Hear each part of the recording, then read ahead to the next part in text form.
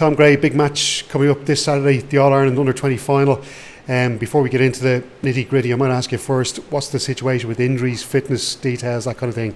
We're not too bad. We have a couple of guys who are carrying a few knocks here and there, but given the sharp turnarounds over the last 4 or 5 weeks, we've been relatively lucky on injuries. So looking to have as big a squad as possible to pick from on Saturday. Now Liam Flatman is not with us through the championships. He tore his hamstring badly earlier on the year and hasn't been able to recover in time. And Luke Doran and Eamon Conroy, who are important members of the squad, tore their ACLs earlier on. But in terms of the squad that we had available to us during the championship, certainly as we speak, as I said, a few guys are carrying a few knocks here and there, but we expect to be able to pick from a full squad on Saturday. You've had an incredible campaign so far, putting up some big scores. Morale in the panel must be really high at the moment.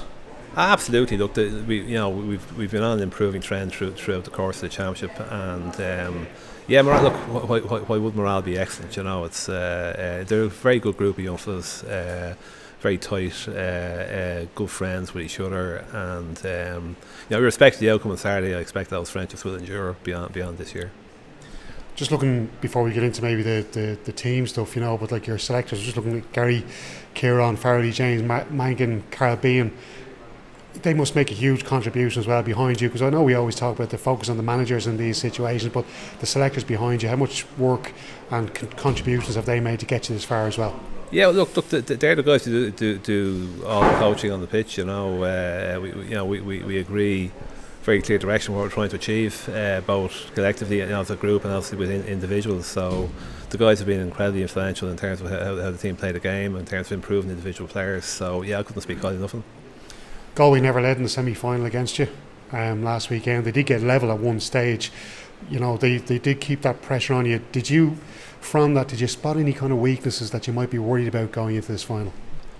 Sure, there's plenty of weaknesses. I'm not about to say what they are in this forum. Look, you'll never get the perfect performance. You're always looking to pick off little areas where you can improve for the final. And naturally, having watched the tape of the game over the weekend, there's 1 or 2 areas we'll be looking to pick off before the final next Saturday. And we need to pick them off because Cork are an excellent team, and we need to improve to beat them in the final. What threats do Cork have? Cork are an incredibly exciting team to watch. If I wasn't playing them on Saturday, I'd love to go down and watch them play, because they're a fantastic attacking brand of football, great support runs from their half back line, really strong forward line, can score from anywhere. Look, they're an incredibly impressive team. Yeah, and I suppose that's flowing right through into the senior panel at Cork. Cork football seems to be on its way up again after maybe a few years in the doldrums. Yeah, look, I'd be, I don't want to be, I'm not a betting man, but if I was, I'd be saying Cork are going to be very strong at senior football over the course of the next 5 to 10 years. There's no shortage of good players down there, and you can see even that under-20 squad, like their subs bench is incredibly strong. 4 or 5 guys are really as good as what's on the pitch. I know I actually saw a bit of their minor team playing on Sunday as well, and they're another very very capable team. So I've no doubt, and like the senior team was the senior team against Dublin was probably as good a performance by one of the not the frontline teams in senior county football over the last 4 or 5 years. So I've no doubt they're going to be a force to reckon with in the coming years. Cork have shown as well they can get big tallies. So, and you mentioned already how they do play that attacking brand of football. Yeah. So how do you try and contain that without, I suppose, compromising on your own game plan? Well, look, it's obviously you have your. I think you need to get your matchups right.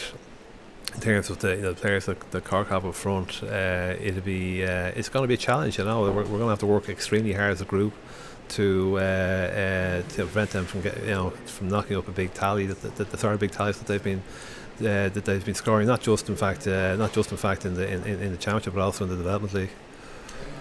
Kieran Archer, there's obviously been a lot of focus on him because he's been getting such impressive tallies himself. Do you feel you've kind of had to maybe protect him a bit or shield him from all the attention that he's been getting over the last couple of weeks? Look, Kieran is is a fantastic young footballer, very keen to get better, very curious about how you get better, very curious about how you play the game. I've known Kieran for the last 3 years, and been hugely impressed with him as an individual. It is a bit of a I suppose a small issue in terms of the amount of public profile that floats around, these sort of occasions. But I've no doubt that he'd be able to handle it well. Yeah, I suppose you look at David Clifford down in Kerry. People were talking about him a couple of years before he even bounced onto the senior scene. Yeah. So is it a case of as well, or you kind of have to protect him from the, I suppose, well, maybe guard against the hype a little bit that he might get over the next couple of years? Yeah, look, to get into that, there's a lot of really excellent footballers who haven't, or young footballers in Dublin who haven't got into haven't been able to get into the Dublin senior panel, much less the team in the forward area. So, Kieran's another guy in that line of players who will be looking to get in there. I've no doubt that if Jim Gavin feels he's good enough, he'll get the chance. But you got to remember, he's only 18.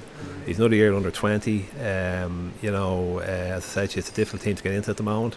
I've no doubt that if Kieran continues to improve in the way that he has improved for the last couple of years, he'll get there eventually. But it might be a number of years before he gets there.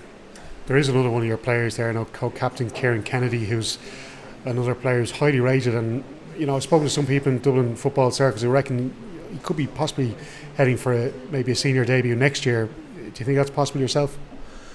Look, these guys are all aged 19, 18 and 19, 20, by and large very young men. I think nearly to a man with fantastic attitude in terms of trying to improve as footballers. And providing they keep doing that and providing they show up well in Dublin Club Championship, I'm sure Jim will give them the chance if they show the requisite form. And in fairness to Jim Gavin, over the years since he's become the Dublin manager, any young player who's shown good form, he's given a chance to. And he doesn't, if they're all, I think he has to. Seems to me he has the mantra: if they're good enough, they're old enough.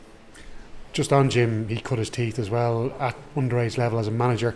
Has he been maybe open to giving you advice, or have you felt the need even to speak to him before a big game like this? No, look, there'd be excellent communication between the senior setup and the under 20 setup. To be fair, Jim would let you head off on your own train in relation to organising the team and how you play and so on and so forth. But we've Patter, for example, is on the senior squad, and in terms of managing his workload and so on, the communication is second to none.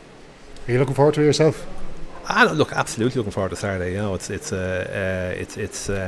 been a long road this year. It's been a long road with this group over the last 6 or 7 years. So very much looking forward to it. So listen, enjoy, Tom, and thanks for your time. Yeah, thank you.